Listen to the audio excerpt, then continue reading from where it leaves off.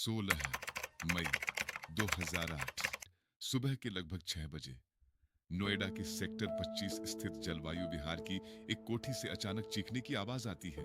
घर के अंदर 14 साल की एक लड़की का शव पड़ा था। उसका गला कटा हुआ था, कमरे में खून बिखरा था और घर का नौकर गायब था। पहले लगा नौकर हत्या करके भाग गया, लेकिन अगले ही दिन जब उसी घर की छत खुली तो वहां जो मिला उसने पूरे देश को हिला दिया, क्योंकि छत पर पड़ी थी उसी नौकर की लाश।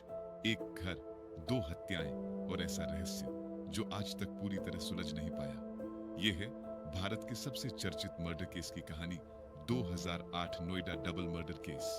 नमस्कार, मैं अभिषेक तिवारी और आप देख रहे हैं crime files bye Abhishek Tiwari.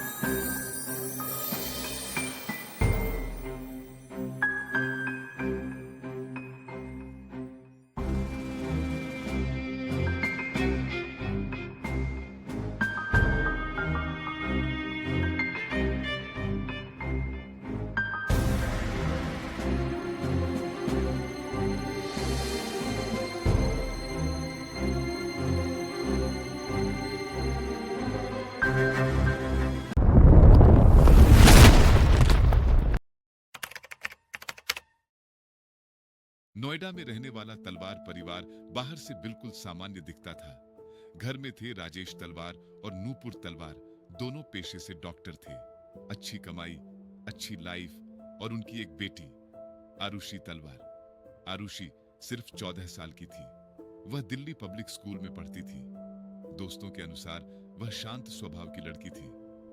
उसे म्यूजिक पसंद था, वह ब्लॉगिंग करती थी और अपने पेरेंट्स के काफी करीब थी।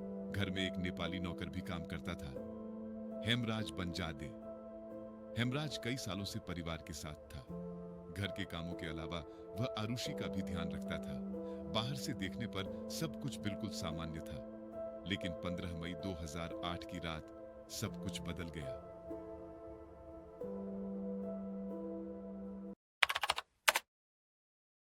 पंद्रह मई की रात तलवार परिवार ने सामान्य तरीके से खाना खाया। बताया जाता है कि आरुषि रात करीब 10 बजे अपने कमरे में चली गई। उसके बाद राजेश और नूपुर भी अपने कमरे में सोने चले गए। घर का इंटरनेट इस्तेमाल हुआ था, फोन एक्टिव थे, एसी चल रहा था। सब कुछ एक सामान्य रात जैसा लग रहा था। लेकिन उसी रात घर के अंदर कुछ ऐसा हुआ जिसका सच शायद कभी पूरी तरह सामने नहीं आया। सुबह लगभग 6 बजे नूपुर तलवार ने आरुषि के कमरे का दरवाजा खोला और सामने का दृश्य देखकर वह चीख पड़ी। आरुषि अपने बिस्तर पर मृत पड़ी थी। उसका गला बुरी तरह कटा हुआ था।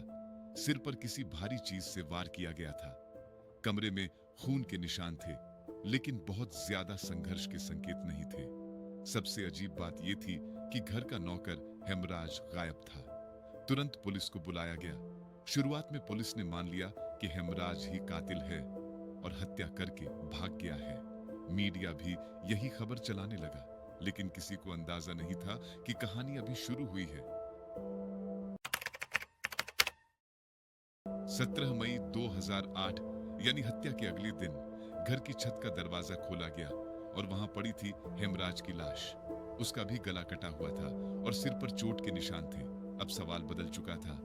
अगर हेमराज भी मारा गया तो फिर कातिल कौन था?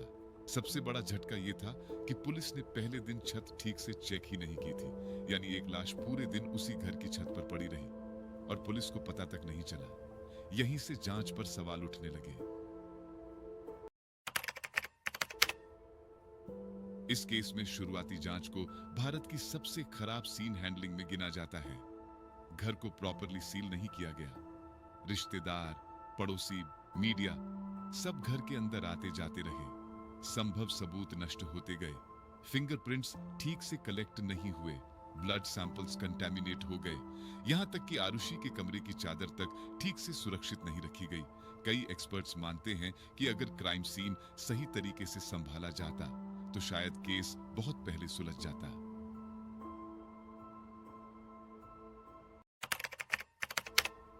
शुरुआत में शक आउटसाइडर पर था, लेकिन धीरे धीरे पुलिस का ध्यान तलवार परिवार की तरफ जाने लगा। कारण, घर में जबरन घुसने के कोई साफ निशान नहीं थे। मेन डोर अंदर से बंद था और जांच एजेंसियों को लगा कि कातिल घर का ही कोई जानकार हो सकता है। फिर सामने आई कई थ्योरीज। कुछ लोगों ने कहा कि आरुषि और हेमराज को साथ देखा गया था। कुछ ने ऑनर किलिंग की थ्योरी बनाई। मीडिया चैनलों ने बिना पक्के सबूत के कई सेंसेशनल बातें दिखानी शुरू कर दी। पूरे देश में यह केस टीवी पर छा गया, लेकिन सच क्या था, यह किसी को नहीं पता था। इस केस का सबसे कंट्रोवर्शियल हिस्सा था मीडिया ट्रायल। न्यूज चैनलों ने केस को मिस्ट्री थ्रिलर की तरह पेश करना शुरू कर दिया। हर दिन नई थ्योरी, नई कहानी, नए आरोप। कई चैनलों ने पेरेंट्स को ही मर्डरर की तरह दिखाना शुरू कर दिया, लेकिन उस समय तक कोई पक्का सबूत मौजूद नहीं था। यहीं से देश में मीडिया ट्रायल पर बड़ी बहस शुरू हुई। क्या मीडिया इन्वेस्टिगेशन को प्रभावित कर रही थी? क्या पब्लिक ओपिनियन पहले ही बना दिया गया था? आज भी ये सवाल उठते हैं। बढ़ते दबाव के बीच case central bureau of investigation को सौंप दिया गया। सीबीआई की पहली टीम ने कई सस्पेक्ट्स पर काम किया। कुछ घरेलू नौकरों से पूछताछ हुई, नार्को टेस्ट्स भी कराए गए, लेकिन कोई साफ कंक्लूजन नहीं निकला। बाद में सीबीआई की दूसरी टीम बनी और इस बार फोकस सीधे तलवार पेरेंट्स पर गया। सीबीआई ने थ्योरी दी कि राजेश तलवार ने आरुषि और हेमराज को आपत्तिजनक स्थिति में देखा और गुस्से में दोनों की हत्या कर दी। लेकिन इस थ्योरी को साबित करने वाला कोई डायरेक्ट एविडेंस नहीं था। न कोई आई विटनेस, न मर्डर का क्लियर रिकंस्ट्रक्शन, न डेफिनेटिव फोरेंसिक प्रूफ। फिर भी इन्वेस्टिगेशन उसी दिशा में आगे बढ़ती रही। इस केस में कई अनआंसर्ड क्वेश्चंस रहे। पहला सवाल, मर्डर वेपन आखिर था क्या? कभी गोल्फ क्लब की बात हुई, कभी सर्जिकल नाइफ की, लेकिन कोई वेपन कंक्लूसिवली प्रूव नहीं हुआ। दूसरा सवाल, छत का दरवाजा बंद क्यों था? अगर आउटसाइडर आया था तो वह बाहर कैसे गया? और अगर पेरेंट्स इन्वॉल्व्ड थे तो पूरी कहानी एग्जैक्टली कैसे हुई? तीसरा सवाल, कुत्तों की टीम कंफ्यूज्ड क्यों हुई? स्निफर डॉग्स रिपोर्टेडली सीधे तलवार कपल के कमरे की तरफ गए थे, लेकिन यह भी निर्णायक सबूत नहीं माना गया। चौथा सवाल, क्या फोरेंसिक एविडेंस मजबूत था? कई फोरेंसिक रिपोर्ट्स पर बाद में सवाल उठे। कुछ सैंपल्स मिसिंग बताए गए, कुछ रिपोर्ट्स कॉन्ट्रडिक्टरी थी। 2013 में स्पेशल सीबीआई कोर्ट ने फैसला सुनाया। कोर्ट ने राजेश तलवार और नूपुर तलवार को दोषी माना। दोनों को उम्र कैद की सजा दी गई। कोर्ट का कहना था कि परिस्थितिजन्य सबूत पेरेंट्स की इन्वॉल्वमेंट की तरफ इशारा करते हैं। फैसले के बाद देश दो हिस्सों में बंट गया। कुछ लोगों को लगा कि पेरेंट्स गिल्टी हैं, जबकि कई एक्सपर्ट्स बोले कि इतने कमजोर एविडेंस पर कन्विक्शन सही नहीं थी। 2017 में मामला पहुंचा इलाहाबाद हाई कोर्ट के पास। हाई कोर्ट ने पूरे एविडेंस को दोबारा देखा और फिर आया चौंकाने वाला फैसला।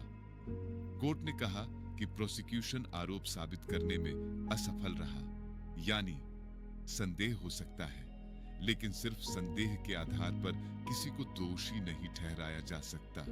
इसके बाद राजेश और नूपुर तलवार को बरी कर दिया गया, लेकिन बरी होने का मतलब ये नहीं था कि असली कातिल मिल गया।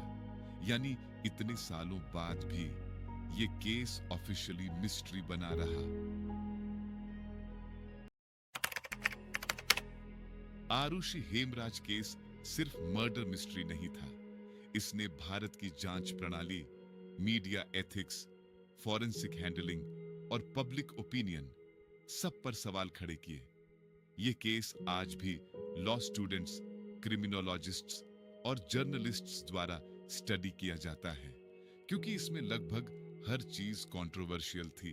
Crime scene, police handling, media coverage, CBI theories और कोर्ट डिसीजंस, सब कुछ।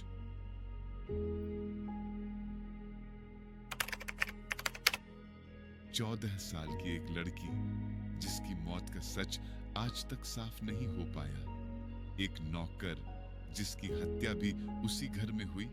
और एक परिवार जो सालों तक शक, अदालत और मीडिया ट्रायल के बीच फंसा रहा। लेकिन सबसे बड़ा सवाल आज भी वही है, उस रात आखिर हुआ क्या था? आपको क्या लगता है? क्या असली कातिल कभी पकड़ा गया, या फिर जांच की गलतियों ने सच को हमेशा के लिए दफना दिया? अपनी राय कमेंट में जरूर बताइए।